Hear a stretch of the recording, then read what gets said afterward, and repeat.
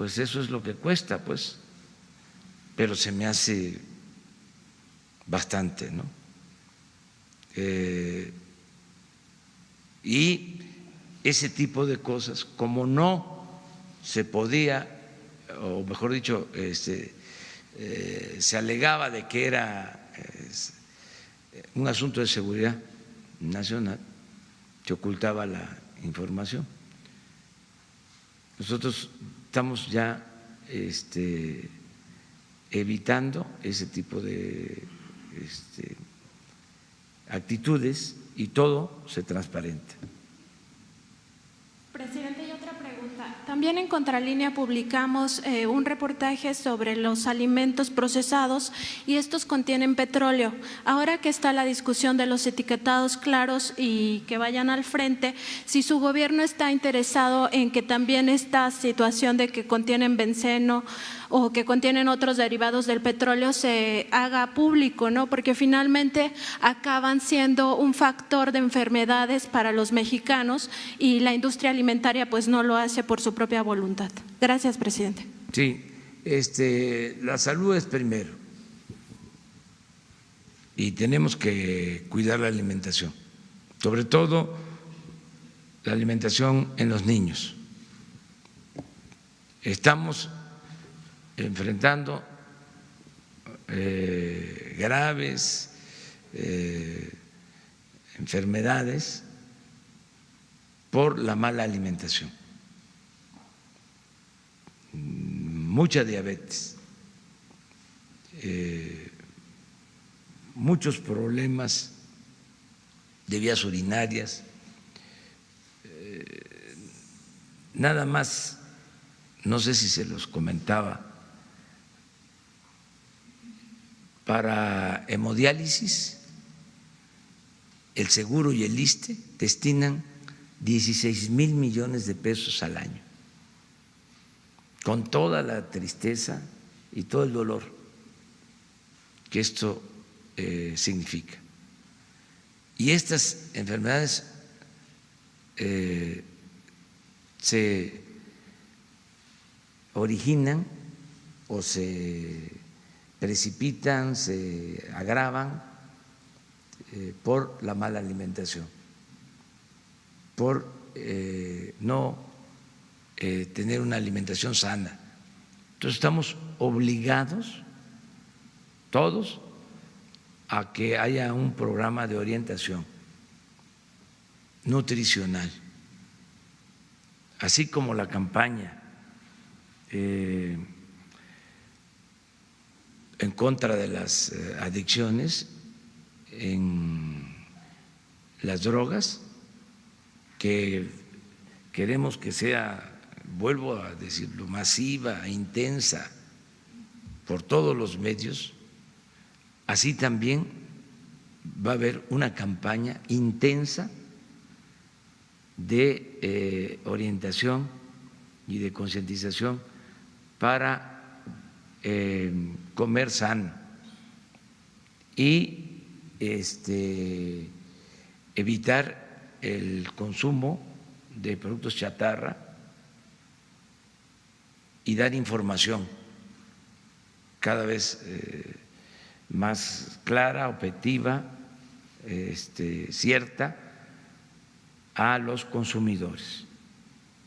En eso no nos vamos a detener, vamos a cuidar la salud del pueblo, porque imagínense estar curando en vez de prevenir. Podemos, con una buena alimentación, prevenir muchas enfermedades.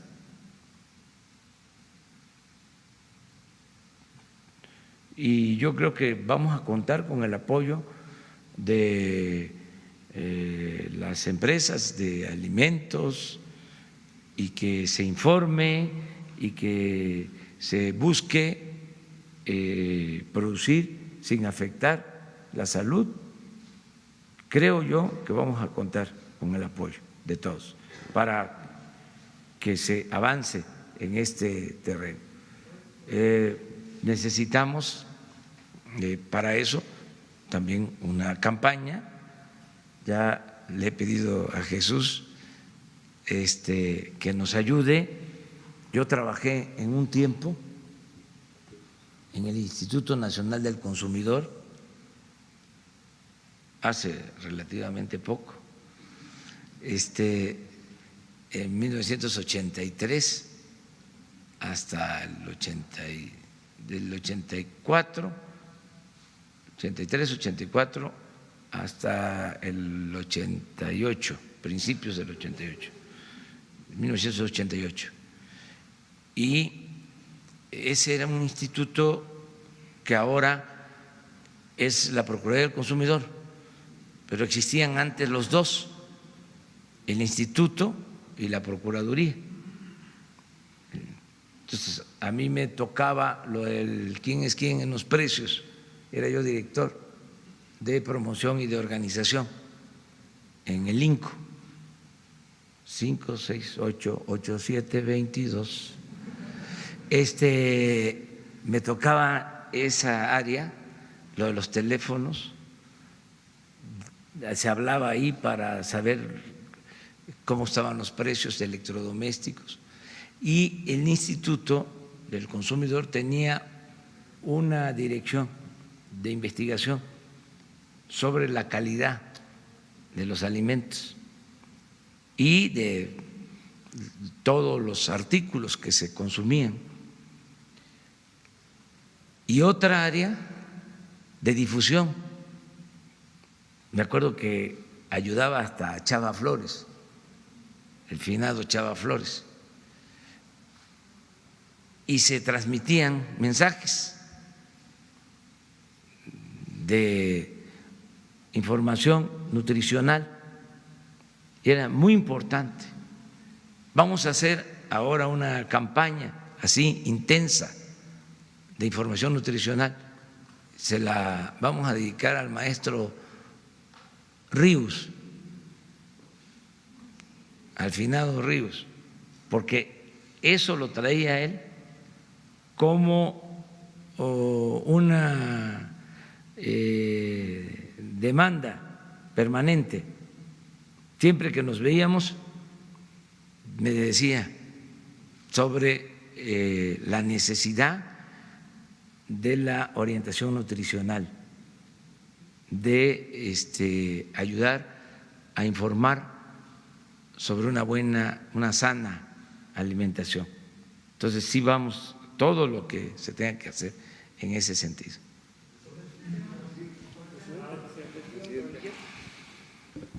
Buenos días, presidente. Alberto Rodríguez, SDP Noticias. Nos acaba de decir que nada más de la hemodiálisis el gobierno gasta 16,000 millones de pesos al año. La recaudación del impuesto especial sobre producción del IEPS a estas bebidas azucaradas pues asciende más o menos a unos 23,000, 24,000 pesos al año. O sea, realmente no están compensando en este momento el daño que hacen al erario público con sus bebidas. ¿Habrá posibilidad de que se les suba todavía más el impuesto también a otros productos como el tabaco, como el alcohol, que también repercuten en la salud pública? Y eso por un lado. Y por otro lado, acaban de mencionar lo de la seguridad pública, lo de la seguridad nacional, para no dar a conocer ciertos datos. Ahora que el gobierno pretende arrancar la obra de Santa Lucía bajo el argumento de la seguridad nacional, ¿cuáles son las garantías que tenemos de que no se va a incurrir en lo mismo, que los contratos no también se van a meter, se van a ocultar pues con el pretexto de la seguridad nacional? ¿Cuál sería la garantía que tenemos? Se establece ya en el programa, en este caso de Santa Lucía, lo planteé, de que aunque es un asunto de seguridad nacional, tenemos que informar permanentemente. Aunque no podría hacerse legalmente, se tomó la decisión de que va a haber transparencia. Yo incluso propuse que se estableciera en los considerandos que dieron lugar a tomar esta decisión de hacer el aeropuerto en Santa Lucía con el argumento de que se trata de un asunto de seguridad nacional. ¿Por qué tomamos esta decisión? Porque hay un sabotaje legal evidente. Tengo información y ojalá y se aclare, ojalá y nos digan que no es cierto. Yo no tengo sistema de espionaje, ya se canceló la función que tenía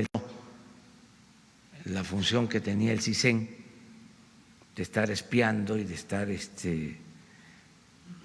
persiguiendo a opositores, pero la gente me informa, siempre me han informado. Entonces me dicen que hay un exministro de la Corte, Cosío, asesorando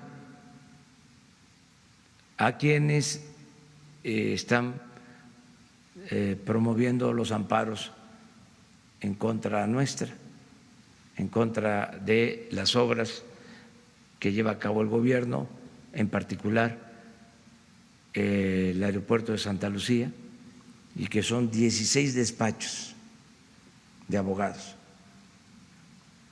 Entonces, pues es una acción realmente, si no ilegal, sí ilegítima.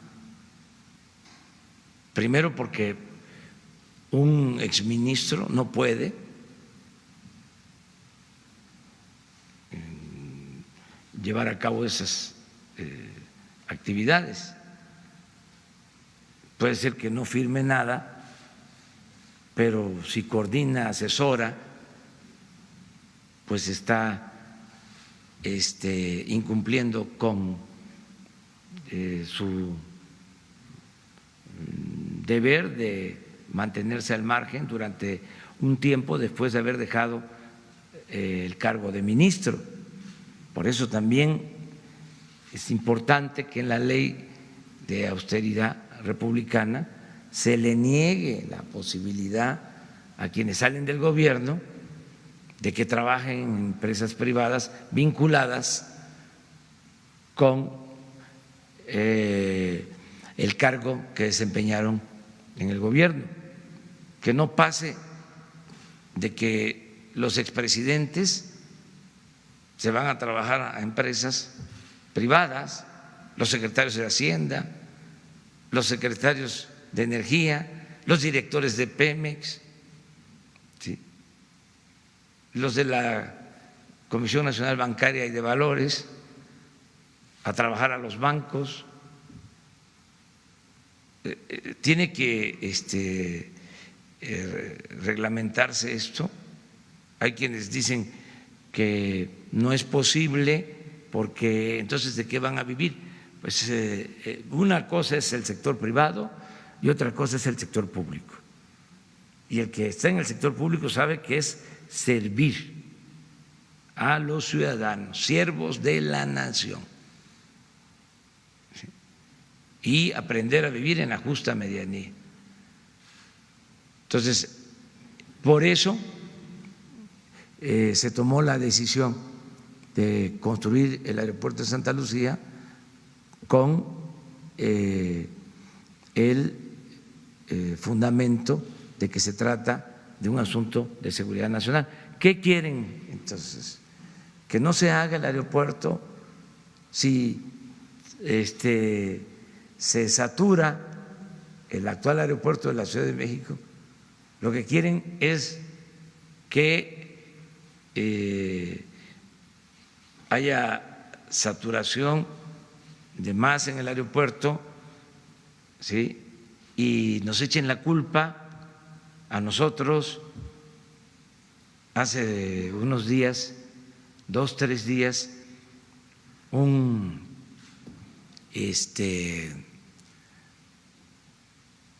capitán de un vuelo simpatizante del conservadurismo, seguramente. Además, tiene todo su derecho de hacerlo, tiene toda la libertad. Entonces, anuncia de que va a haber una demora, estoy yo ahí, porque hacen falta instalaciones en el aeropuerto, porque está saturado el aeropuerto.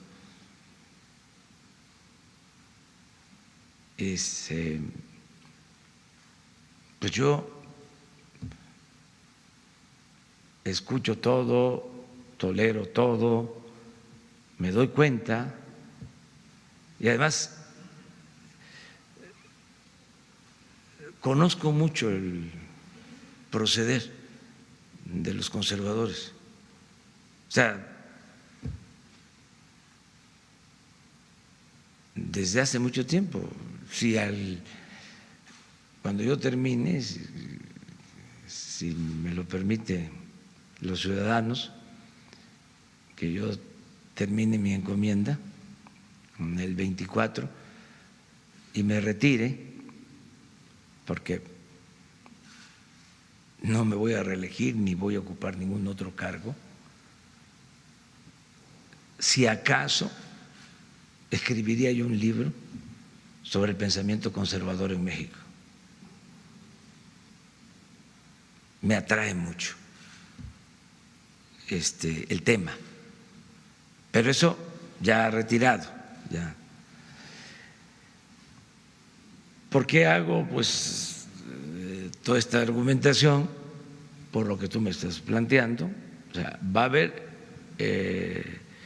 un asunto de seguridad nacional, pero al mismo tiempo va a existir toda la transparencia que se necesite. Sí.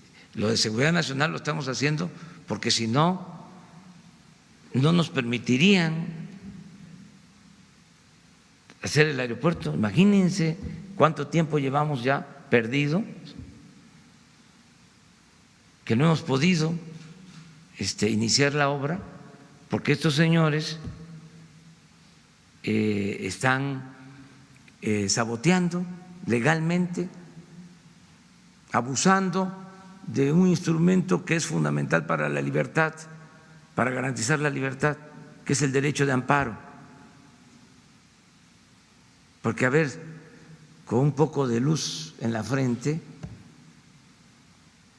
¿quién puede sostener que no se deba de hacer esa obra o que se afecte el medio ambiente si se trata de construir una pista en un aeropuerto que existe desde hace más de 50 años, en las instalaciones del mismo aeropuerto de Santa Lucía, que es una área impactada?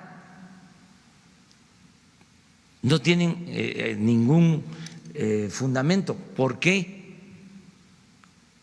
no hicieron lo mismo cuando querían hacer el aeropuerto en el lago de Texcoco, que era acabar con el lago Nabor Carrillo y hacer un aeropuerto en la zona más baja del Valle de México, una zona que ayuda a regular las avenidas del agua? Tan es así que por eso se hizo un emisor especial de drenaje para que ahí se llevaran las aguas y se evitara la inundación en la ciudad. Y ahí querían hacer el aeropuerto y en eso no presentaron amparos, acabaron con cerros, devastaron toda esa zona para el relleno. Es cosa de ir a la zona, ¿sí? Destruyeron cerros completos y no hubo un amparo y no protestaron. Y ahora tienen toda una campaña en contra de esta obra que es fundamental. Entonces, eso no quiere decir que no va a haber transparencia.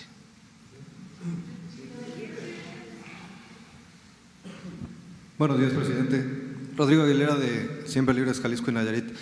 Se cumplen 4 meses ya de que se iniciara un proceso en contra de quien fuera su delegado en el Estado, Carlos Lomelí, y hasta el momento se mantiene vacante ese cargo que es muy importante para los jaliscienses. Se han producido, como usted bien sabe, una serie de situaciones alrededor de esto. Y por otro lado, quería preguntar en el lado de Nayarit, hablando de contratos leoninos, aquí mencionaron también al señor Bartlett. Lo que sí es cierto es que hay unos contratos que está promoviendo la Comisión Federal de Electricidad para cobrarle al Ayuntamiento de Tepic casi un 180% más la producción de electricidad para los pozos que dotan de agua a la ciudad. Entonces está causando ya un problema social, están enfrentando a los trabajadores de la comisión que usted tanto defiende, que llegan a cortar el servicio de electricidad a los pozos y la gente se lo está impidiendo. Sobre estos 2 temas, por favor. Sí, sobre esto último vamos a revisarlo.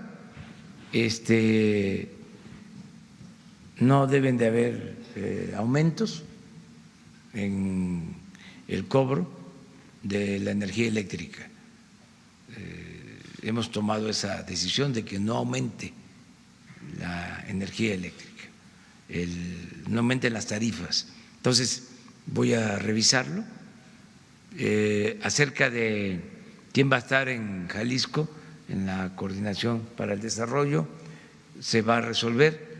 Se está trabajando porque no solo es una coordinación estatal, hay coordinaciones distritales, regionales. Entonces, esas coordinaciones están trabajando bien. Se terminaron los censos en Jalisco, o se están por terminar los censos, se están entregando los apoyos a adultos mayores, a niñas, niños con discapacidad, las becas, se está apoyando a los productores, en fin, se está trabajando, no se ha dejado de trabajar, porque no depende de una sola persona, es una estructura. Lo que queremos, yo se los explicaba, es trabajar en el territorio a partir de la creación de 13,000 centros integradores de servicios, 13,000 en todo el país. Entonces, son 13,000 centros integradores.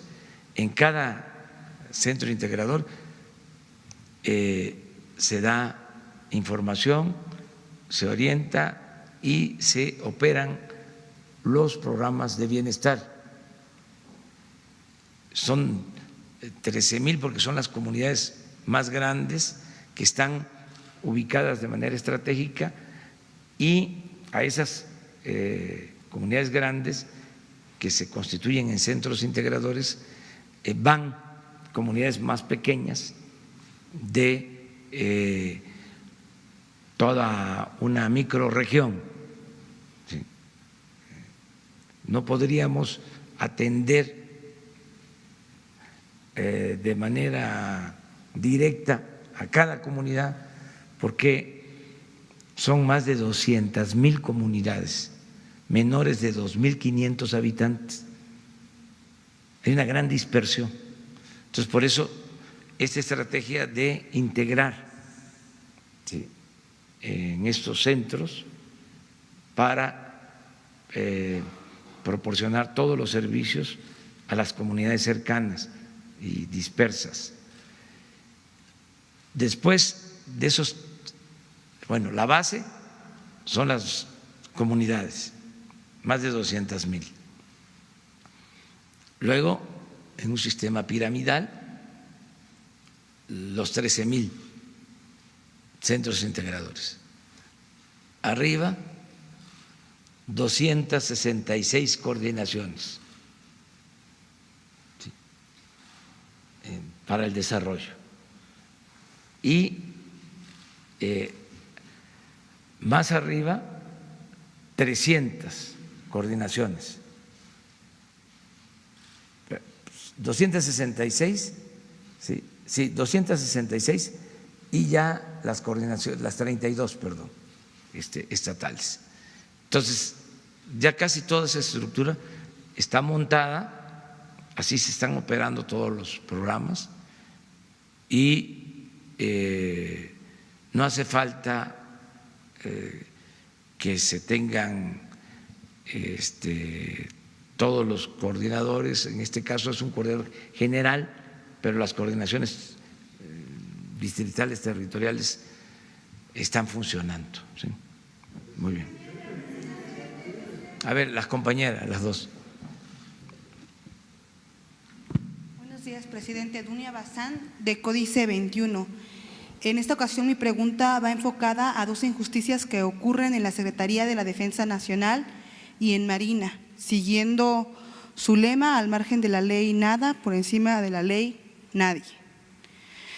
El primer caso es del teniente coronel de Infantería del Ejército Mexicano, licenciado en Seguridad Pública y licenciado en Derecho, Eduardo Navarrete Montes, quien actualmente se encuentra a la espera de que se cumpla la ejecutoría del amparo indirecto 629-2013 y 454-2018 del índice del juez 10º del Distrito del Estado de Sinaloa a la resolución de fecha 14 de julio del año 2017, emitida por el juez militar adscrito a la Tercera Región Militar, donde se ordena de que al implicado, acusado injustamente el día 12 de agosto del año 2013, con auto de firmar prisión dentro de la causa penal militar 1075-2012, por la supuesta responsabilidad de comisión de delitos de insubordinación y abuso de autoridad, le sean devueltos todos sus derechos castrenses. Decirle, presidente, que luego de una serie de argumentos legales y de agotar todas las instancias correspondientes, el señalado comprobó que eran falsas las acusaciones, por lo que se le solicita en su calidad de comandante supremo del Ejército y Fuerza Aérea Mexicanos que intervenga y salvaguarde los derechos humanos de un ciudadano que entregó su vida por la patria en la fallida guerra contra el narco. Cabe señalar que pese a que desde el 18 de diciembre del 2014 se ejecutó la sentencia emitida por el juez 10º del distrito en el estado de Sinaloa, el juicio del amparo 629-2013, el secretario de la Defensa Nacional en turno y diversos mandos superiores evaden su responsabilidad de cumplir las diversas ejecutorías emitidas a favor de Navarrete Montes y reinstalarlo al servicio y colocarlo luego de más de 4 años en la situación en que se encontraba, así como cubrirle el salario que le retuvieron de manera ilegal y arbitraria con motivo del proceso penal al que fue sometido inconstitucionalmente. El segundo caso, presidente, es de Urbino Cirino García Jarquín, quien tiene discapacidad motora y que causó alta en la Marina Armada de México un 11 de agosto del 81, con un número de folio 26795 DR 207481. Solicita, presidente, la revisión de su caso, toda vez que por una falta de recursos económicos y por las condiciones en las que permanece, luego de sufrir un accidente de trabajo, no solo se le otorgaron todas las consideraciones, o sea, no se le otorgaron todas las consideraciones que por ley le correspondían y solo se le dignaron a pagarle una pensión raquítica sin que se le indemnizara por haber perdido sus piernas en la Marina. Los años han pasado y Urbino, con carencias y sin la posibilidad de darle estudios y una vida digna a su esposa y 3 hijos, siguió adelante. Pero un día, en una revisión de rutina, luego de varios años del accidente, un médico militar, del que pues se omite su nombre por temor a represalias, tomó una radiografía completa del cuerpo de Urbino, del militar pensionado, donde se constató que había sufrido una negligencia en el propio Hospital de la Marina que lo dejó paralítico de por vida. Preguntarle, señor presidente, si puede hacer algo al respecto como comandante de las Fuerzas Armadas de México, ya que las anteriores son injusticias que se cometieron contra elementos castrenses que fueron víctimas de la corrupción y de la impunidad que impera en esas instituciones y que hoy ven en usted una esperanza. Muy bien, vamos a revisar los dos casos y les informamos. Me haces favor de ponerte de acuerdo con Jesús. Yo tengo la absoluta confianza en los secretarios de Marina y de la Defensa, del almirante Ojeda y de Crescencio Sandoval. Los dos son militares profesionales, pero además son gentes íntegras, honestas. Ya una vez yo comenté que cuando me tocó decidir nombrarlos, hice toda una investigación, vi los expedientes de todos los almirantes, de todos los generales, desde luego los generales de división, todos, revisé todo. Fueron, yo creo que los cargos que más cuidé para la designación de los responsables. Y en los dos casos, entre otras virtudes, desde luego la lealtad a las instituciones, a la patria, en los dos casos destacaba y eso me llevó a nombrarlos, el que son incorruptibles, los dos. En el caso del almirante Ojeda, escribí un libro sobre los daños que causaba la corrupción hace 30, 40 años, cuando todavía no se hablaba del tema. Y en el caso de Luis Crescencio Sandoval, lo mismo, la fama al interior del ejército es de que se trata de un militar honesto. Yo hice un cuestionario y una de las preguntas era esa, que pedí que me llenaran algunos militares. Quería saber, además de que tuve los expedientes. Y una pregunta era, en ese sentido, que si eran honrados, ¿sí?, mucho, poco,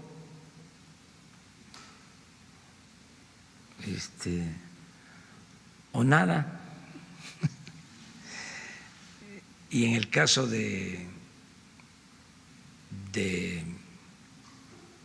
y dejaba yo abierta otra opción. Y en el caso del general Crescencio, me puso el anterior secretario de la Defensa en el cuestionario, me puso incorruptible. Entonces, les tengo mucha confianza y si hay injusticias, ellos van a atender esto. No protegen a nadie, no se prestan a ningún acto de impunidad, son dos muy buenos servidores públicos. Entonces, les puedo transmitir todo esto así. Esto antes no se acostumbraba, ¿sí? Porque son cosas que para nosotros cuentan mucho, tienen mucha importancia, la integridad. Entonces, vamos a atender los dos casos. Y lo que resulte, ¿sí? Porque no quiere decir que se atienda un caso y que siempre va a salir positivo. Hay que ver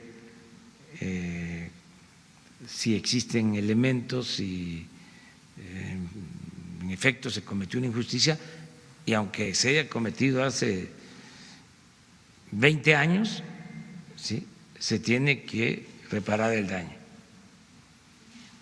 Buenos días, presidente. Quedó de la compañera. Buenos días, presidente. Gabriela Jiménez del Sol de México. Comentarle que el día de hoy llevamos en los periódicos de la OEM un informe, un documento en el que se detalla el gasto de los congresos locales. Y en este documento al que tuvo acceso la OEM, se detalla que en los congresos locales en donde tiene la mayoría Morena, hay un gasto superior del 27%. Este es un estudio que realizó el Instituto Mexicano para la Competitividad. Y pues bueno, hay diputados locales que llegan a ganar hasta 26 millones de pesos al año, y esto excede los gastos que se destinan en labores de transparencia, justicia, en otros sectores que también son importantes.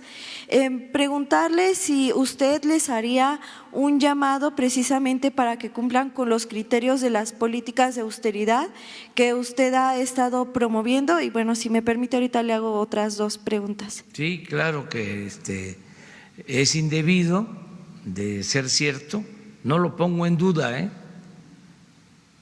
pero debe probarse y deben de informar los congresos locales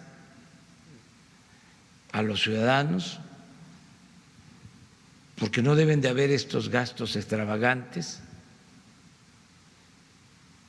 Eso es parte del antiguo régimen todavía, es decir, de lo que no acaba de desaparecer. El que manejen mucho presupuesto los congresos locales. Les voy a dar ejemplos. El Congreso del Estado de México, no ahora, hace algún tiempo, no sé cómo esté ahora, pero hace 30 años era un Congreso sui generis, porque los diputados tenían asignado presupuestos. Aparte de sus sueldos, manejaban presupuesto. Cuando no es una función que le corresponda al Poder Legislativo. El manejo del presupuesto es del Ejecutivo. El Legislativo aprueba el presupuesto, pero no lo puede ejercer, no ejecuta. Entonces, en el Estado de México se creó ese mecanismo, porque de esa forma tenían control de los diputados y del Congreso. Antes de que abriera la boca el gobernador, ya le estaban dando la razón.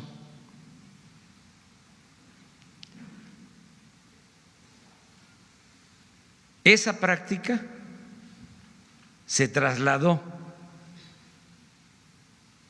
al Congreso de la Unión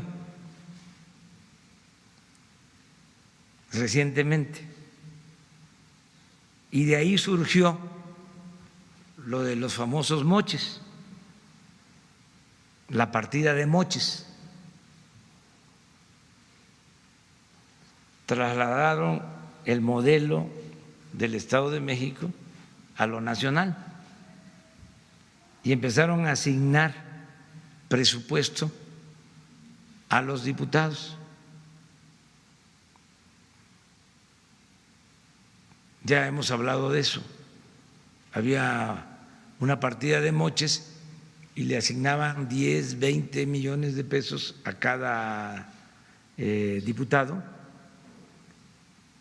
Entonces les entregaban esos recursos en obras autorizadas. Hacienda se comprometía a que esos 10, 20 millones se le entregaban a el municipio que decidiera el diputado, y eran obras de reparación de banquetas, de calles, canchas deportivas y centros para la cultura, desarrollo urbano, cultura y deporte. Entonces, un presidente municipal, un gobernador, podía ponerse de acuerdo con ese diputado y esa obra le correspondía al municipio o al gobernador que el diputado decidiera. A cambio, el diputado recibía un moche, o si no era por un moche, se hacía la obra y el diputado recomendaba a la empresa constructora. Entonces, esas prácticas deben de desaparecer por completo, por completo. Y los legisladores, sean locales o federales, dedicarse a su función, que es la de aprobar las leyes, promover la creación de leyes nuevas. Tienen esa facultad, tienen la facultad exclusiva de aprobar el presupuesto y desde luego de darle seguimiento al ejercicio del presupuesto. Esas son sus funciones. Y otro problema que se fue generando, sobre todo en el periodo neoliberal, es de que para tener controlados a los legisladores les pagaban mucho, podían irse a viajar el tiempo que fuera, hacían turismo político y les daban recursos para contratar asesores. Entonces, por eso los presupuestos en los congresos están muy inflados, porque no es nada más el sueldo del legislador, sino 2, 3 asesores, ayudantes, un equipo, cada legislador, más viáticos. Todo eso, lo tengo que decir también, se ha venido reduciendo todos esos gastos.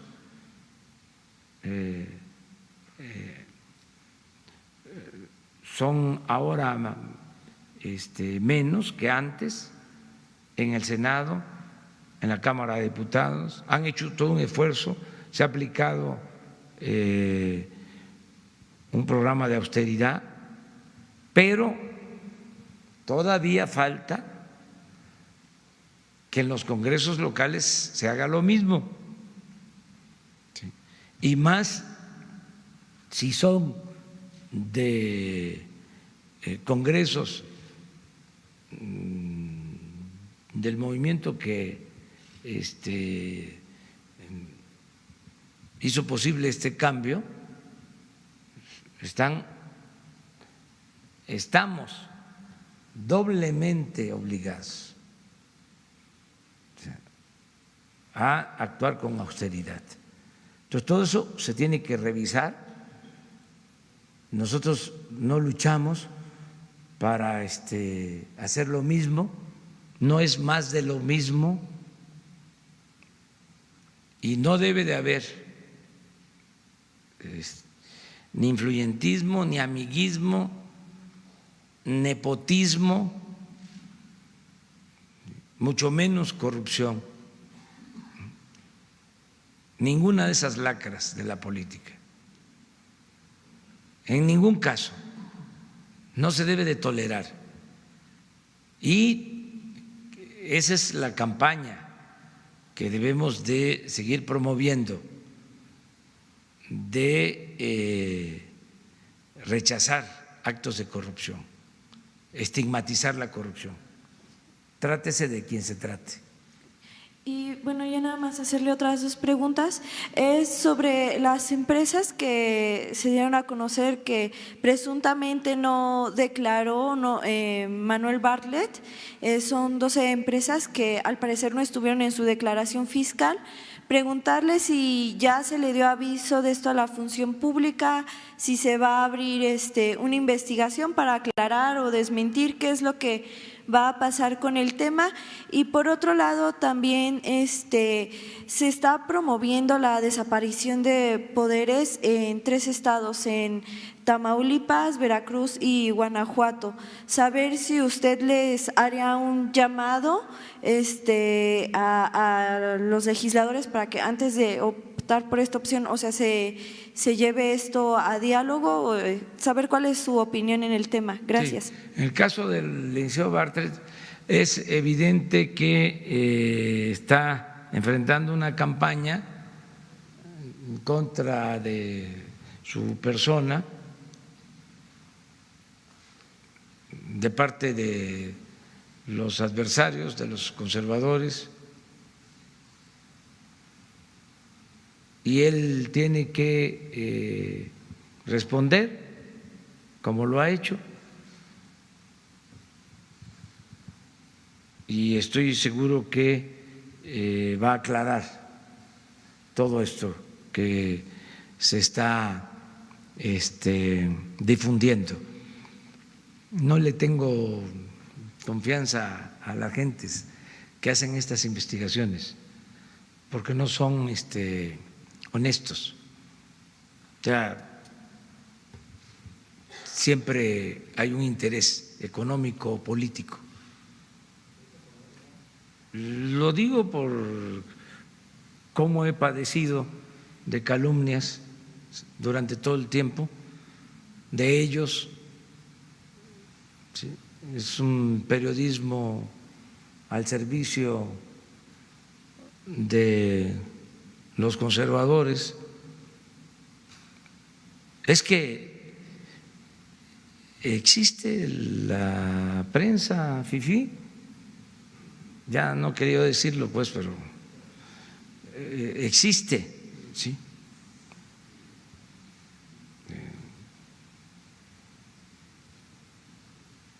Y existen grupos opositores, tienen todo su derecho, pero también nosotros tenemos derecho a dar nuestros puntos de vista. Entonces estaban acostumbrados a que nada más ellos podían hacer cuestionamientos de todo tipo.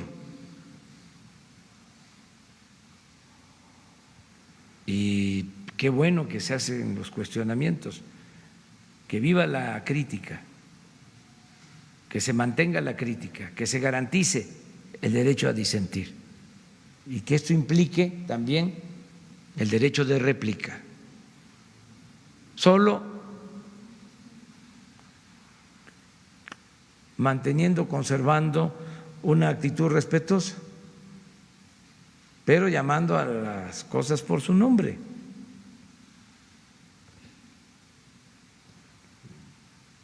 Es un hecho que están tratando de reagruparse y andan como desquiciados, porque sí, no es para presumir, pero el conservadurismo está moralmente derrotado. ¿Y saben por qué? Porque ellos fueron los protagonistas de la política que se impuso en México en los últimos 36 años. Y es uno de los periodos de mayor corrupción en toda la historia de México. Y ellos fueron los promotores de esa política y deberían de estar ofreciendo disculpas al pueblo de México por causar la ruina del país, por llevar a México a niveles de descomposición social y política como nunca. El saqueo más grande en la historia de México se consumó en el periodo neoliberal,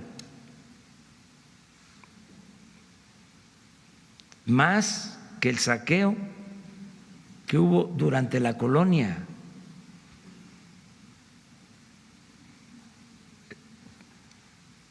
Y ellos fueron los beneficiarios. Estamos hablando del periodo de mayor desigualdad económica y social en la historia de México. Estamos hablando del periodo de mayor corrupción en la historia de México. Estamos hablando del periodo de mayor violencia en épocas de paz. Si hacemos a un lado la independencia y la reforma y la revolución, estamos hablando del periodo de mayor letalidad. ¿Qué es la letalidad? Es cuando hay exterminio, cuando son más los muertos en enfrentamientos que los heridos y detenidos. De eso venimos.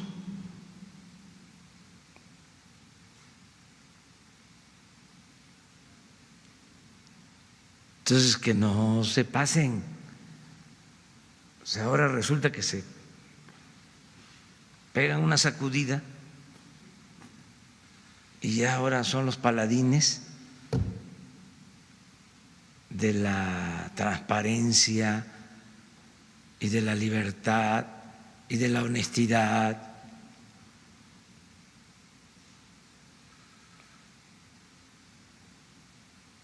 O sea, ya basta de hipocresía. El poder es humildad.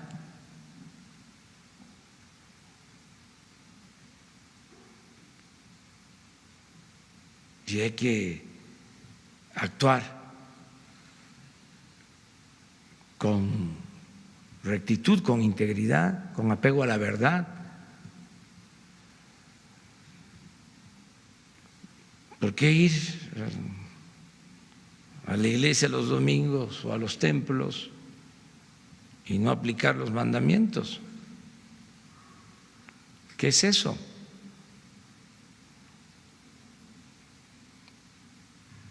¿No es hipocresía?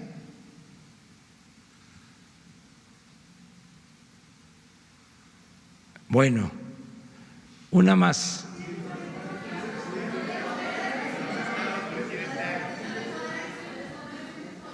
Buenos días, presidente.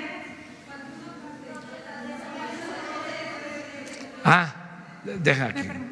Miren, recomendación, nada más, que se dialogue, ¿sí?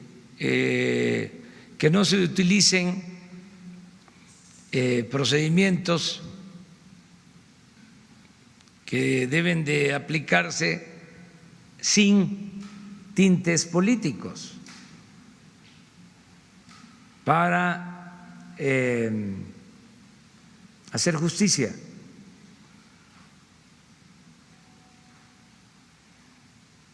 Yo padecí del desafuero, me desaforaron por cuestiones políticas y no puedo yo aceptar que nadie sea víctima por cuestiones políticas de un procedimiento establecido en la ley, pero promovido, impulsado por venganza o para descalificar adversarios. Además, no solo se afecta la imagen de los legisladores, se afectan las instituciones, la imagen de las instituciones. Entonces, que se arreglen y que además, con todo respeto, le dejen estos asuntos a la Fiscalía y al Poder Judicial. Eso tiene que ver, en algunos casos, con la esfera del derecho penal.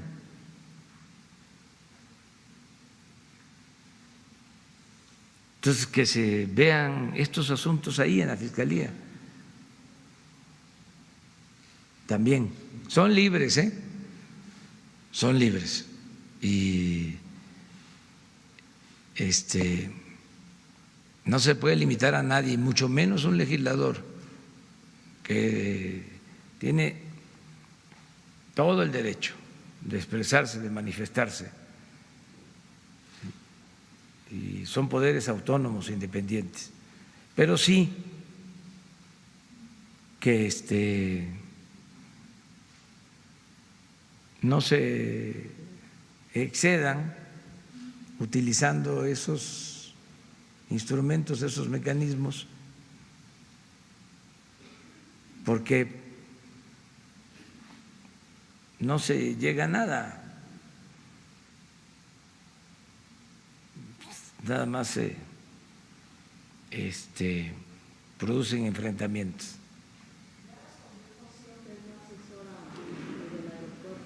Pues qué bien, ya lo aclaró, está muy bien. Yo lo quería saber porque les digo, ya no tengo, ya no existe el CISEN. Entonces, pero como mi pecho no es bodega, pues siempre les digo lo que pienso. Entonces, qué bueno, ¿no? Que no está involucrado. Presidente, para preguntarle sobre el presidente Trump. Ayer por la tarde le agradecí a usted por su cooperación en el tema migratorio con Estados Unidos en una asamblea de la ONU. Nos gustaría saber cuál es su opinión y me presento, Jocelyn Gutiérrez de Politico.mx. Si me permite realizar hoy también otra pregunta más, por favor. Sí, yo le agradezco el comentario al presidente Trump. Nosotros estamos cumpliendo con nuestra responsabilidad y queremos mantener una muy buena relación con el gobierno de Estados Unidos. Él utilizó una expresión que yo he utilizado y que celebro que haya coincidencia. Él habló de que nosotros respetamos al gobierno de Estados Unidos y que ellos nos respetan a nosotros, que hay respeto mutuo. Eso es lo que buscamos nosotros en la relación, que haya respeto mutuo y que las diferencias podamos resolverlas mediante el acuerdo, solución pacífica a las controversias y diálogo y llegar a acuerdos y que tengamos una política de buena vecindad con el gobierno de Estados Unidos y lo hemos logrado. Hemos tenido muy pocas diferencias. Cuando se presentó lo de los aranceles, el propósito, la amenaza de imponer aranceles a México, llegamos a un acuerdo y hemos cumplido las partes con lo acordado. Se acaba de hacer una evaluación y celebro que él haya expresado que son buenas las relaciones. Yo también sostengo lo mismo, son buenas las relaciones con el gobierno de Estados Unidos y con el presidente Donald Trump. Ya lo que pasó después, ya más tarde, en eso sí, no me meto, o sea, porque ya no me corresponde. No sabemos, porque corre por otra vía este asunto. Una cuestión es un procedimiento legal, político, y otro asunto es la relación económica comercial. En esto hay interés, lo he dicho, tanto del Partido Republicano como del Partido Demócrata. Hay interés en que se mantenga una buena relación económica, comercial. Me han expresado dirigentes del Partido Demócrata, legisladores, que ellos ven con simpatía la aprobación del tratado, la aprobación del tratado por parte del Congreso en Estados Unidos y lo mismo en el caso de Canadá. Entonces, yo separaría, son terrenos distintos y espero que la aprobación del tratado se haga pronto, que también, como todo proceso político, electoral, en cualquier lugar del mundo, por lo general se va exacerbando, se van calentando, se van encendiendo más las pasiones cuando vas acercándose la elección. En el caso de Estados Unidos va a ser en noviembre del año próximo. Entonces, es mejor, ¿sí? Si bien es cierto que va por otra vía este asunto, no queremos que se deje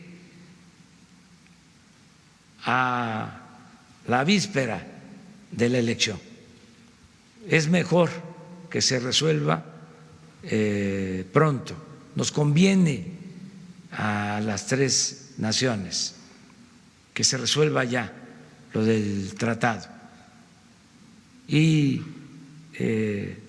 resolviendo esto, pues cada país es libre, es independiente y tienen los pueblos que autodeterminarse y resolver sobre sus asuntos, más en las democracias, son los ciudadanos los que deciden libremente. Por último, presidente, ayer los expresidentes Felipe Calderón y Vicente Fox rechazaron sus declaraciones.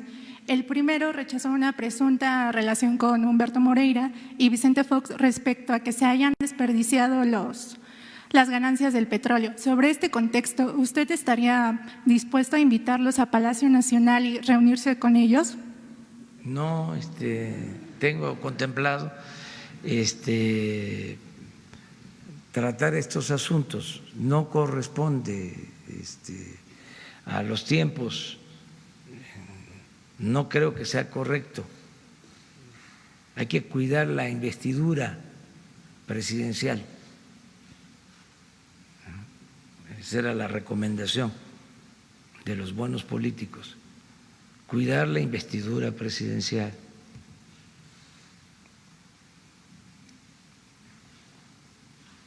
Y sin comentarios. Y además, todos somos libres de manifestarnos, de expresarnos. Estamos construyendo una auténtica democracia. No queremos establecer una dictadura. Triunfamos precisamente para hacer a un lado a un régimen corrupto, autoritario. Y tenemos que hacer valer la democracia. Y es fundamental en la democracia la libertad, que todo el mundo se exprese, que todo el mundo se manifieste. Pero también cuidar la investidura presidencial, porque si no, no estaríamos a la altura de las circunstancias. Muchas gracias, presidente.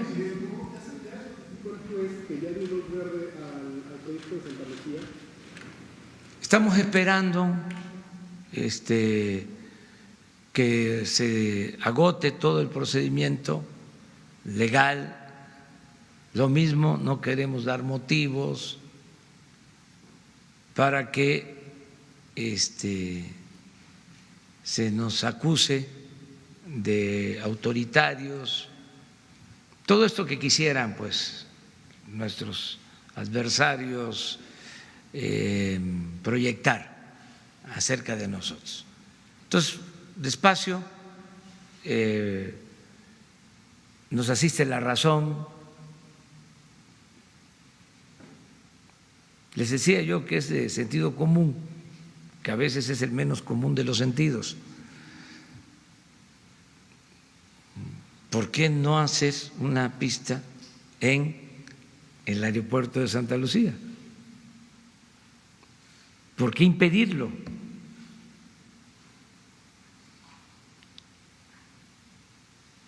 Es irracional. Nosotros ya pagamos a los contratistas, cumplimos con nuestra responsabilidad de no fallarle a los accionistas, nos hicimos cargo de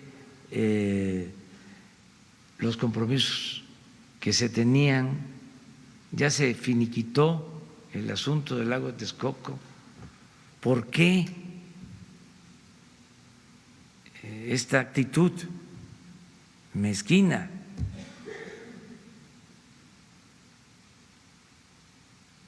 Tampoco nos debe de extrañar mucho El conservadurismo tiene esa característica. Esa es una de sus divisas.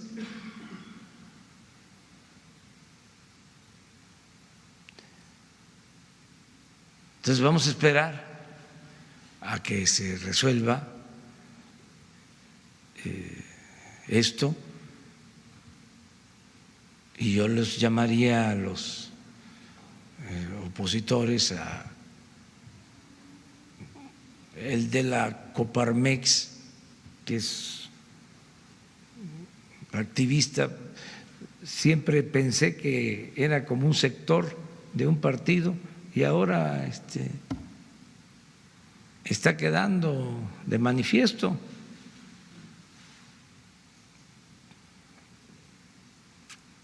Los partidos no tienen por qué tener corporaciones, sectores,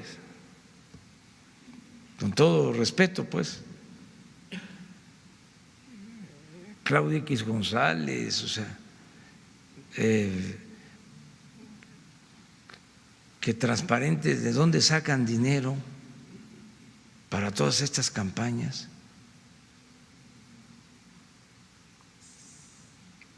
O sea,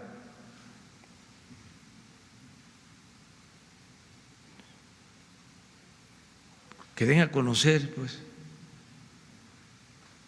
Yo por eso a veces prefiero la constitución de partidos, de asociaciones políticas que actúan abiertamente, que los llamados grupos de presión, porque siempre hay detrás intereses creados y ponen de pantalla a asociaciones civiles,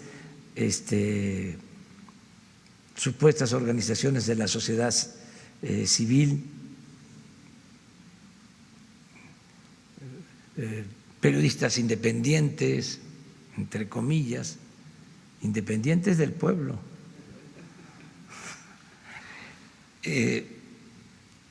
Entonces es mejor aclarar las cosas, ¿no?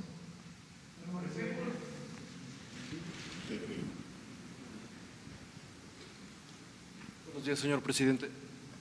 ¿Se escucha? Sí. Buenos días, señor presidente. Justamente el día de hoy se cumplen 4 años en que la Asamblea General de la Organización de las Naciones Unidas adoptó la Agenda 2030 en cumplimiento con los Objetivos del Desarrollo Sostenible. Y el día 9 de enero del 2019 fue justamente aquí que se ratificó y que se creó el Consejo Nacional de la Agenda 2030, ¿Pudiera, por favor, comentarnos qué logros ha tenido o qué acciones ha emprendido su gobierno para que se avance en torno al cumplimiento de los objetivos del desarrollo sostenible, sobre todo en este marco de la Cumbre de la Acción Climática, de la 74 Asamblea de la ONU y de todos estos métricas que se están midiendo en estos momentos a nivel internacional y que están vinculados con México? Sí, yo creo que nosotros estamos cumpliendo con esta agenda. Hay muchas coincidencias en lo que propone esta agenda y nuestro plan de desarrollo, y se están cumpliendo con estos propósitos. Estamos protegiendo el medio ambiente. Está, para decirlo con claridad, está prohibido el uso de transgénicos, no se permite lo del maíz transgénico, no se permite para la explotación de hidrocarburos la práctica o el método del fracking. Se están deteniendo en tanto no se garantice el respeto al medio ambiente, las concesiones de explotación minera que destruyen el territorio. Estamos sembrando vida, estamos protegiendo un uso correcto, adecuado del agua, en fin, estamos trabajando en ese sentido y yo pues me adhiero, me sumo a el movimiento mundial que defiende el medio ambiente. Tenemos que actuar con responsabilidad, dejar a las nuevas generaciones un medio ambiente sano, no destruido. No debemos nosotros agotarnos, acabarnos, desperdiciar recursos que son de las nuevas generaciones. Tenemos que actuar con mucha responsabilidad en ese sentido y eso es lo que estamos nosotros haciendo. Y en ese sentido, señor presidente, bueno, se me olvidó comentarle, yo soy Klaus Hermann, soy presidente de la revista Ganar Ganar, ya lleva más de 17 años publicando exclusivamente sobre responsabilidad social y sustentabilidad. Me llamó mucho la atención que la semana pasada mencionó de esta asociación en el extranjero que hablaba sobre la importancia de que las empresas no únicamente generaran ganancia económica, sino que también se apoyaran a los salarios, se cuidara el medio ambiente, hubiera participación con las comunidades y de igual manera lo hizo esta misma semana. Aquí en México, bueno, pues ya van también más de 20 años que existen organismos y organizaciones que están promoviendo justamente lo que se conoce comúnmente como responsabilidad social empresarial y que pues se van a seguir entregando y reconociendo este tipo de acciones. ¿De qué manera su gobierno, esta es la pregunta, está fomentando o incentivando que se den este tipo de acciones por parte de las empresas? Siempre y cuando se considere que la responsabilidad social empresarial pues es voluntaria, no puede ser obligatoria, ¿no? Así como la adhesión al Pacto Mundial o la obtención del distintivo de empresa socialmente responsable o la misma ISO 26000, que pues aunque sea una norma internacional no es certificable porque debe de ser voluntaria. Sí, hay esta corriente que yo apoyo y reconozco muy favorablemente acerca de que las empresas tengan esta dimensión social, cívica, ecológica y quedé en traer el documento, lo voy a hacer, mañana no, pero es posible que el viernes, que lo demos a conocer, el documento que suscriben estas corporaciones, que luego de 50 años establecen en sus códigos de comportamiento, en sus códigos de ética, el que no solo se debe de buscar la utilidad en lo económico, sino que se tiene que cuidar a los trabajadores, proteger a los trabajadores, que se tiene que cuidar el medio ambiente y que se tiene que tener una actitud responsable en las comunidades. Es muy importante incluso darlo a conocer. Yo creo que la primera vez que esto sucede es tanto como cuando este multimillonario Buffett habló de que iba a crear un fideicomiso o un instrumento de ese tipo para distribuir su riqueza con propósitos sociales, o cuando habló también de pagar más impuestos de esa forma, o sea, entregando sus bienes, o sea, es algo excepcional, ¿no? O sea, es decir, soy empresario, esta es mi actividad, quiero mi actividad, siento que es una actividad socialmente importante, ¿sí?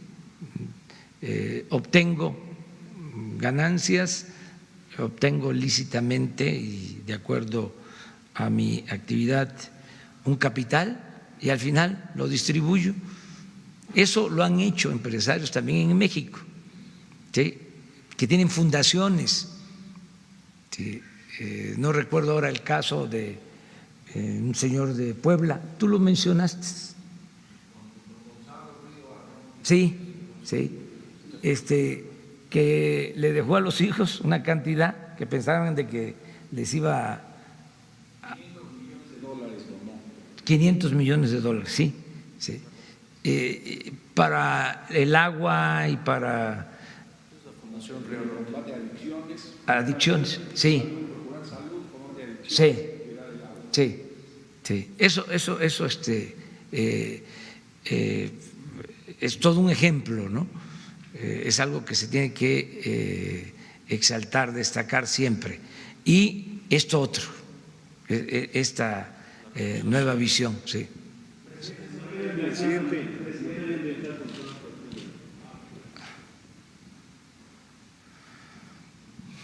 Presidente, buenos días. Marco Antonio Pérez, de Diario Digital, Bajo Palabra.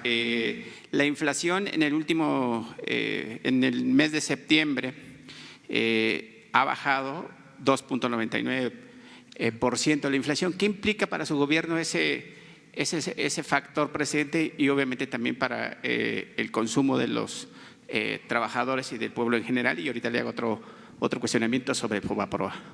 Bueno, esto significa que se deteriora menos el ingreso de los trabajadores y de todos los consumidores.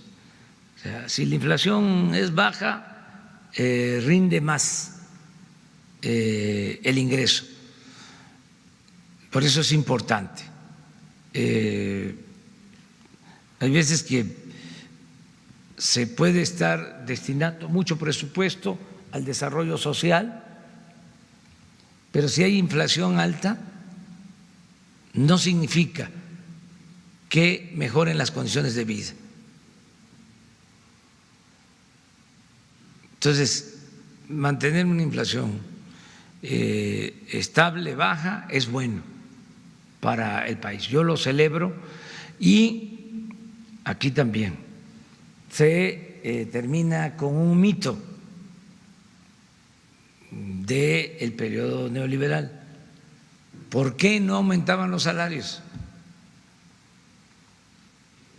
¿Cuál era? No el argumento, la excusa, que eran inflacionarios. Este año aumentó el salario como nunca en 36 años. ¿Sí? Y la inflación que se tiene es la más baja desde hace 3 años.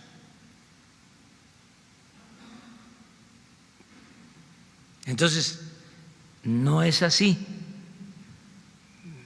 O sea, engañaron durante mucho tiempo. Fue una excusa para afectar el poder adquisitivo, el poder de compra de los consumidores, del pueblo, de la gente. Yo sí pienso que si se decidiera aumentar al doble el salario, sí podría tener algún efecto inflacionario, pero una recuperación paulatina, una recuperación gradual de la pérdida del salario no produce inflación. Además, hay otros elementos importantes de control de inflación, el que no aumenten los energéticos. las gasolinas, el gas, el diésel. Eso ayuda también a mantener equilibrios y que no haya inflación. También nos importa que esté baja la inflación, pero también nos importa que haya crecimiento, porque si no es como antes, ¿no? Cuando los carros estaban hechos de otra manera, que se calentaban. ¿Sí? Eso es inflación, se calienta un carro. Entonces, si se para el carro, se apaga, ya no se calienta, ya no hay inflación. Sí, nada más que ya el carro no camina.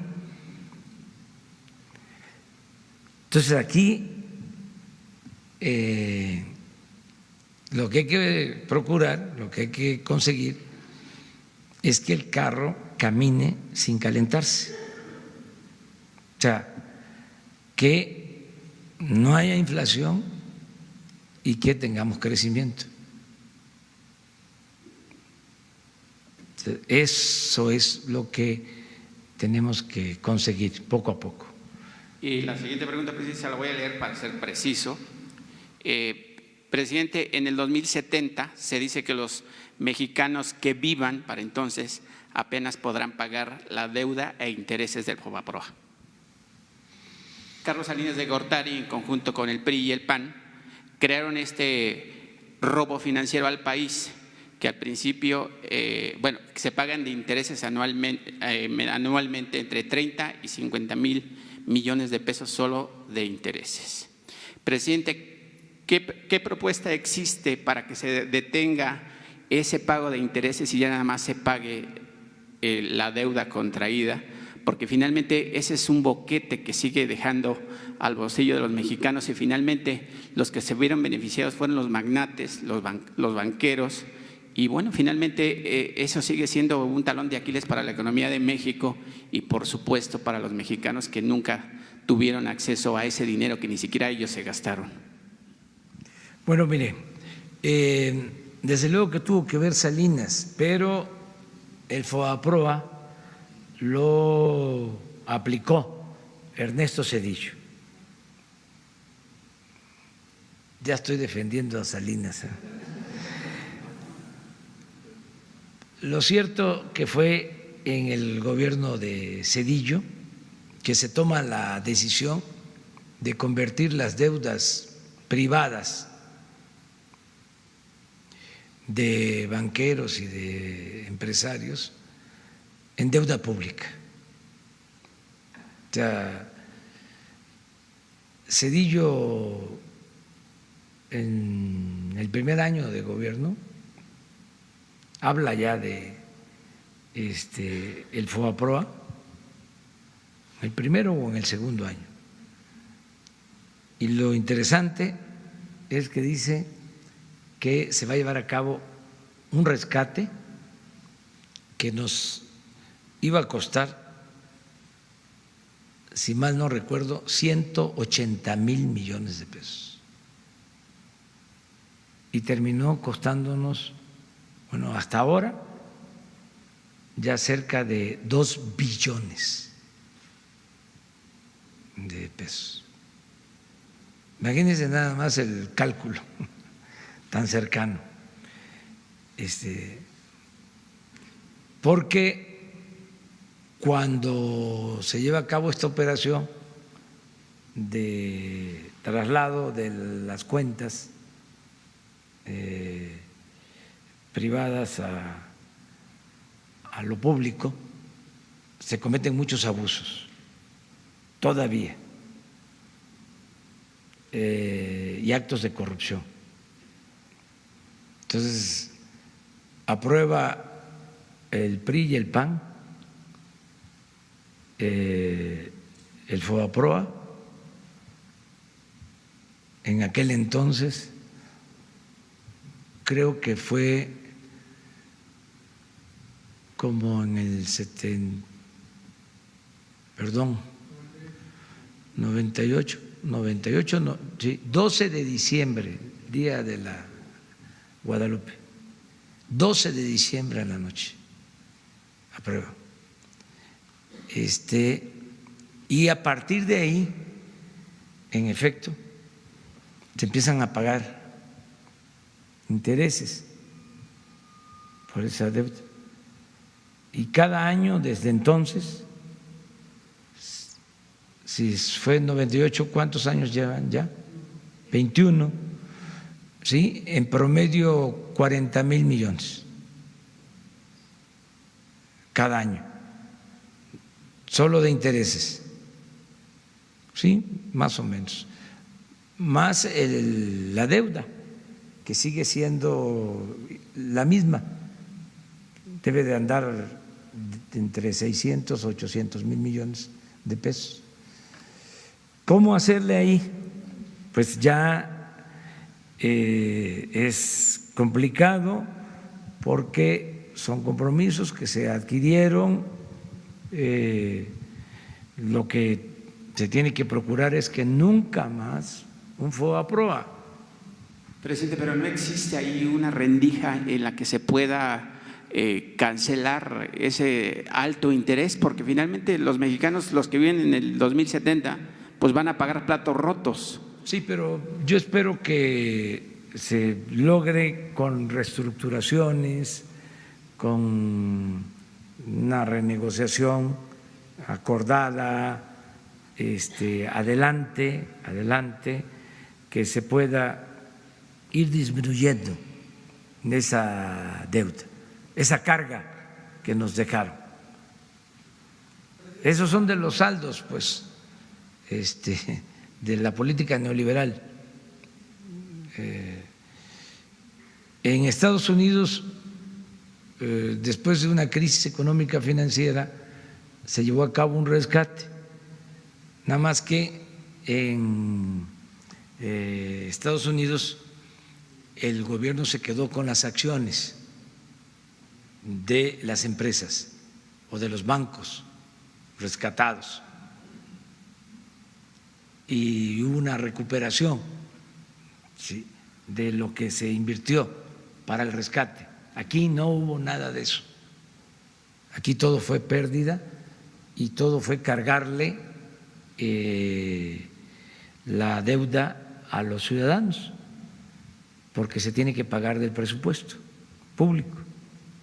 Esa es la realidad. A ver. Presidente de la República, en Tlaxiaco exactamente existe un hospital que se pronosticó hace 10 años, de los que usted llama elefantes blancos. Sí. Se ha invertido muchísimo dinero. Recientemente el gobernador del estado anunció que lo quería inaugurar al finales del periodo de Enrique Peña Nieto, 300 millones de pesos, con lo que se dice que se pudo haber construido otro hospital. Sabemos que va usted a llegar. Lo único que han hecho en Tlaxiaco o lo que se ha pretendido hacer es cambiar las instalaciones del IMSS de un hospital rural al nuevo hospital de tercer nivel, que así se pronosticó el edificio. ¿Usted considera que los mixtecos, donde viven los 10 municipios más pobres del país, pueda tener un hospital de tercer nivel? Hablemos de especialidades, es mi primera pregunta. Bueno, yo voy a hacer una gira por la Mixteca. Voy a estar en Justlahuaca y voy a estar en Tlaxiaco, porque hay hospitales del IMSS Bienestar en estos dos municipios, y voy a ver lo del hospital nuevo que se construyó para tomar una decisión, no trasladar el hospital como tú lo estás planteando, que se ha propuesto, el hospital del IMSS Bienestar al hospital nuevo, ¿sí?, sino ver si es posible que se mantenga el hospital IMSS Bienestar en Tlaxiaco y que este nuevo hospital pase a formar parte del Instituto de Salud para el Bienestar, con otras especialidades para la atención a la zona. Pero para eso voy, para constatar qué está pasando ahí en Tlaxiaco. Les mando a Tlaxiaco, pues a todo el pueblo de Tlaxiaco un abrazo. He estado ahí muchas veces, ahí me he quedado a dormir 2, 3, 4 veces, no como lo hacía el general Cárdenas, que lo quieren mucho en toda esa región, porque el general Cárdenas se quedaba a dormir en las comunidades de toda esa región.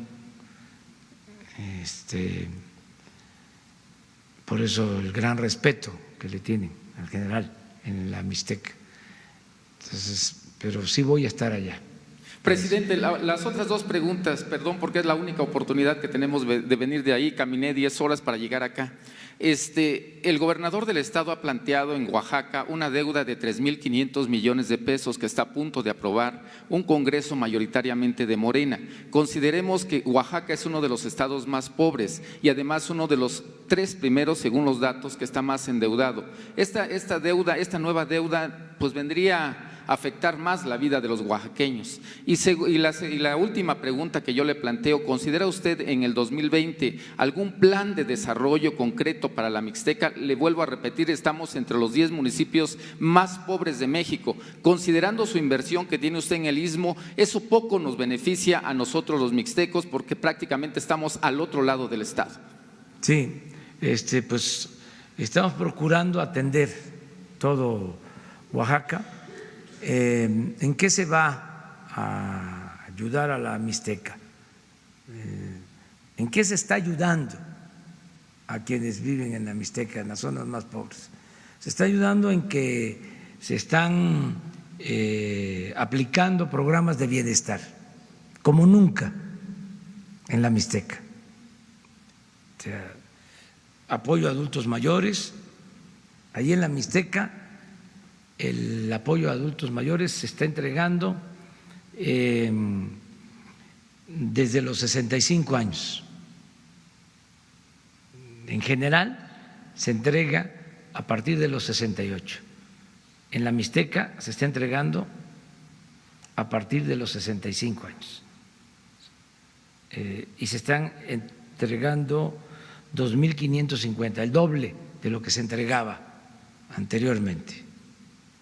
En el caso de la Mixteca, todos los discapacitados tienen derecho a su pensión, todas las personas con discapacidad, porque en comunidades indígenas es de 0 a 64 años la pensión a discapacitados. ¿Por qué hasta el 64? Porque ya 65 ya es el derecho a la pensión adulto mayor. ¿Sí? Pero en otras partes, aquí en la ciudad, por ejemplo, o en cualquier otro pueblo no indígena, solo es hasta 29 años. Es niñas, niños y jóvenes hasta 29 con discapacidad. En el caso de la Mixteca es a todos. Las becas se están entregando de manera preferente a las comunidades indígenas. En el caso de la Mixteca, más que en la ciudad de Oaxaca, por poner un ejemplo, o más en las comunidades que en Guajuapan o que en la cabecera municipal de Tlaxiaco, más en las comunidades, las becas para estudiantes. En el caso de la preparatoria, pues a todos. Los universitarios también son atendidos de manera preferente. Todos esos programas están más orientados a apoyar en las zonas pobres. De eso se está beneficiando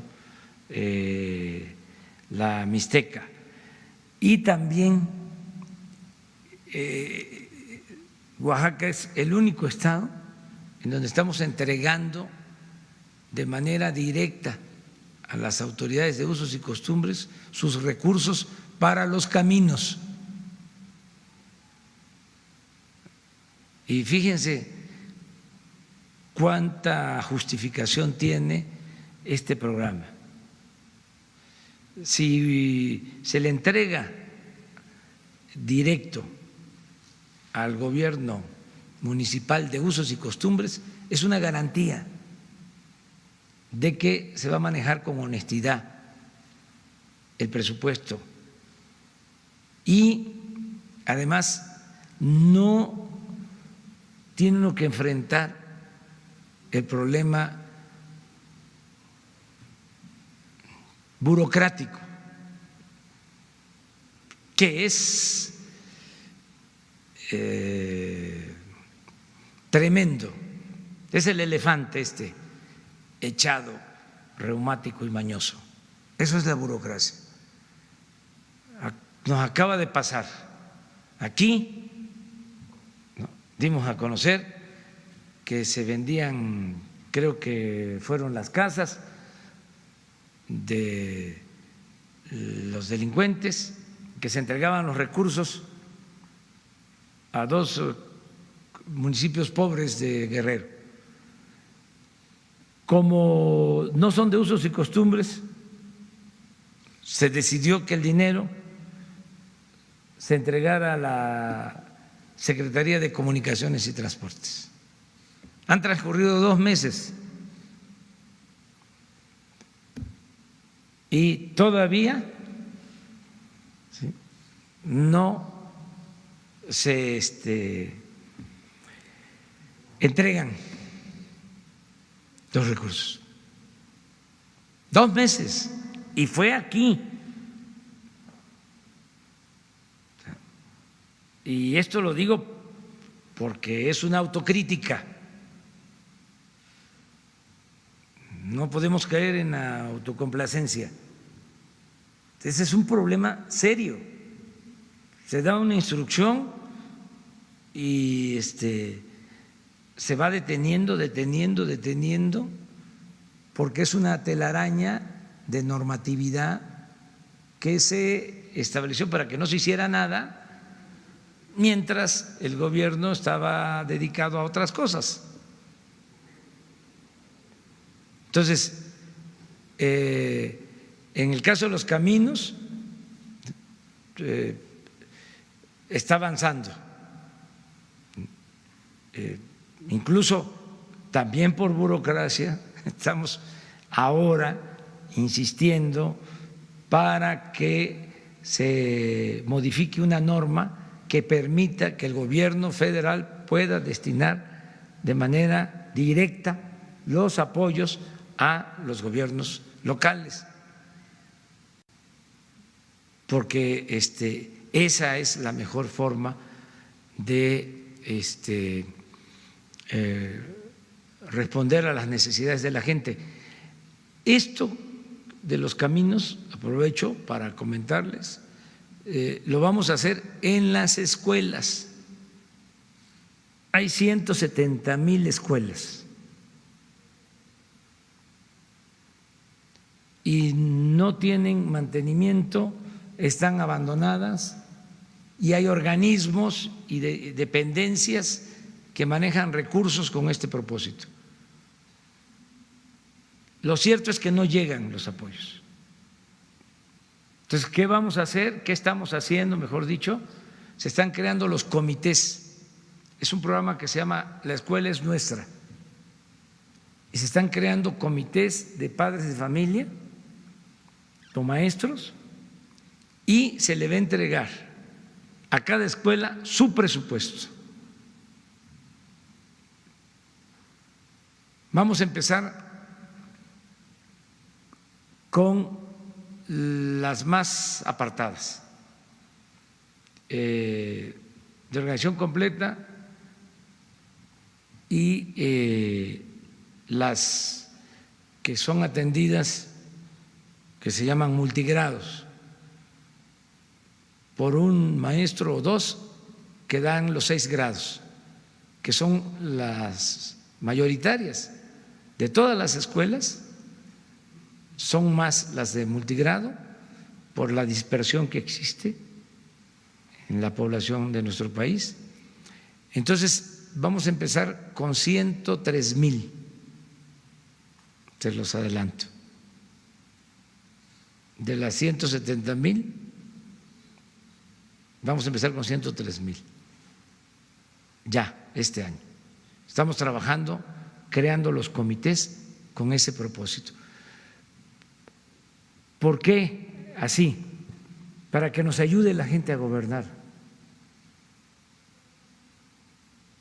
Porque es un embudo el gobierno, no funciona como debe de funcionar. No estaba hecho para atender las necesidades de la gente.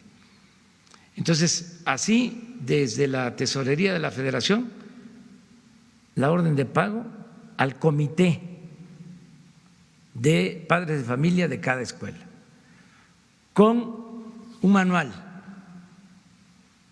de recomendaciones, y se le anexan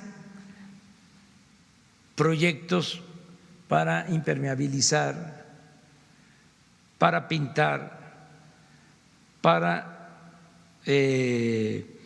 útiles, mejor dicho, mobiliario escolar, para proyectos de ampliación de aulas,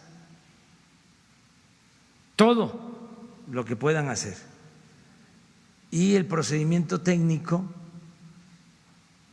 de cómo buscar a un ingeniero que acreditado que le certifique si van a hacer con ese presupuesto un aula que tenga la seguridad suficiente, pero facilitar todos los procedimientos.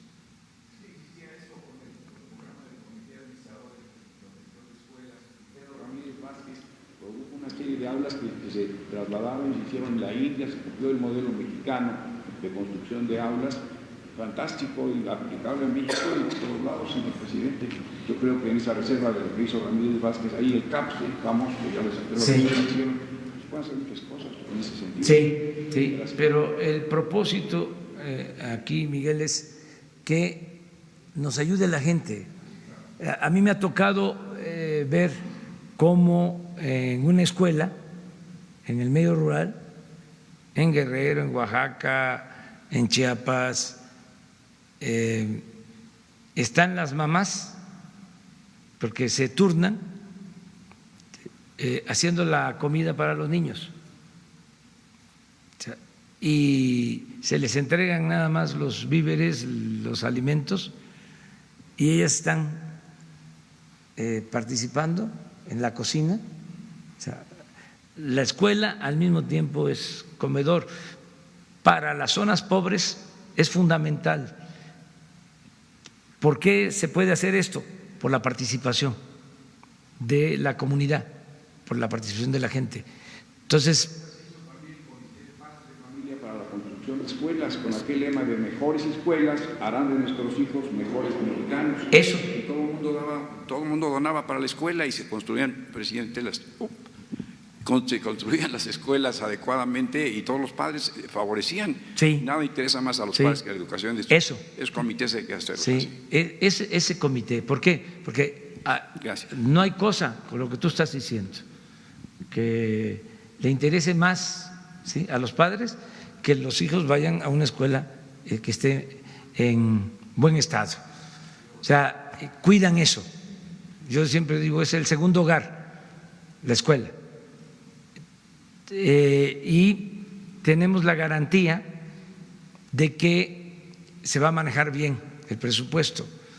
Yo lo apliqué aquí en la Ciudad de México, no con las escuelas, con las unidades habitacionales. En la Ciudad de México el 25% de la población vive en unidades habitacionales y siempre está el diferendo de a quién corresponde el mantenimiento de las unidades habitacionales, si es al gobierno o es al condominio. El caso es que mientras se resuelve el asunto se van deteriorando las unidades habitacionales. Teníamos que licitar para rehabilitar, porque tomamos la decisión de apoyar las unidades habitacionales.